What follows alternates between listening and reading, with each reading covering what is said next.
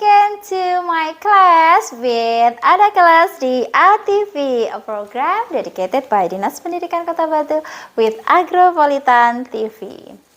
Alright, now we comes to the detailed information. Tadi kita sudah melihat bagaimana pengaplikasian dari generic structures of the label di bagian-bagian label tersebut. Now we comes to the explanation so that you can see it in detail. You can understand better what is actually label gitu ya. So I hope at the end of these materials you will know the labels and then you do understand the use of the label when you take any kinds of food, medicines or beverage. Okay, now we come to this. Okay, the first one is about the brand of the product. Kenapa sih penting banget ada brand produk? Yeah, because different factories have different brand of the same medicines. Why should be different? Yes, because di sini ada usage-nya ya. Jadi kegunaannya untuk apa sih brand itu gitu ya? Too easy to name or to mention. Jadi brand ini kamu pasti punya brand-brand tersendiri ya ketika kita memilih obat atau meminum obat gitu ya. Okay, and then the second one is about name or kind of the product. Yes, to tell you in details what is the amount of the content of the product. Now, when it comes to variant, what is a variant? Yes, a kind of a taste for medicines, especially for cats. Yeah. And then what is the usage of this variant? Ya, to match the patient's appetite gitu ya. Jadi ketika kita punya baby gitu ya, terus sudah tahu berbagai macam rasa obat gitu, mesti mereka akan memilih-milih. Oh, this is orange, this is strawberry, etc. And also such kind of milk gitu ya. Ada susu, produk susu gitu, ada yang rasanya original, vanilla, and then also chocolate. And then the description. Bagaimana sih dengan deskripsi dari sebuah label? Description to tell you types of these drugs. Apakah itu bentuk powder, apakah sirup, apakah itu pill dan lain sebagainya. And then what is the usage? Yeah, to tell you kinds of these medicines. The form of the medicines, I mean. And then the ingredients. Yeah. Di bagian ingredients ini biasanya tertera secara jelas ya.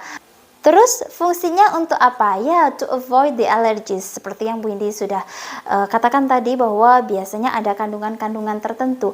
If you are allergies with that kind of medicines, please don't take these medicines gitu ya. So this is very important for you to know the label before you eat or you drink any kinds of drugs gitu ya. And then about the content or amount. Yes, what is the purpose or what is the usage ya? To match the patient's need. Di sini yang dimaksud adalah takaran yang sesuai dengan ukuran pasien tersebut ya. Misalnya tadi 1 sendok makan, apakah hanya 1 butir pil atau 2? Kalau dengan sirup bagaimana? Nah, ini supaya cocok gitu ya antara usianya mungkin berapa dengan obat yang harus diminum atau dimakan gitu ya. Alright, now we comes to the specific users. Ya, ini adalah pengguna khusus gitu ya. Siapa sih yang berhak menggunakan obat tersebut? Seperti tadi kita contohkan, for example, only 2 until 3 years old. Ya sudah, hanya bisa dipakai anak usia 2-3 tahun saja. Then about the use, what is the usage gitu ya? Apa sih tujuan dari kita tahu penggunaannya itu? Ya, to cure the illness gitu ya. To treat illness, to treatnya apa sih gitu lah, penyakit yang mau disembuhkan itu apa sih lah, ini kita bisa tahu dari the use atau biasanya di situ disebut dengan usage. Then we comes to the dosage, karena di drugs label itu ada dosage-nya ya. Kalau kita tadi ngomongin about food label nggak ada dosage-nya, but when we talk about drugs label here you can see ada dosage-nya. Untuk apa sih ini? Yes, of course, to know the proper dosage ya. Kita harus tahu propernya seberapa sih, yang tepat itu berapa supaya illness-nya pergi gitu ya, supaya penyakitnya bisa disembuhkan. And then direction to store, the way you store the product, the way you keep the product is also important. Yeah, because ketika kita minum obat dan obat ini ada cara-cara khusus untuk penyimpanannya, ya harus dilakukan seperti contoh tersebut. For example, ketika kita habis minum sirup gitu ya, kita harus menutup kembali dengan rapat semacam itu. Itu adalah direction to store. Keep away from the children and then keep away from the sunlight, something like that. What about warning or contraindication? Kalau dalam bahasa Indonesia biasanya kita melihat ada peringatan atau kontraindikasi gitu ya. Apa sih tujuannya? Ya, to know the negative effect of this product. Jadi, for example, obat ini menyebabkan kantuk gitu ya.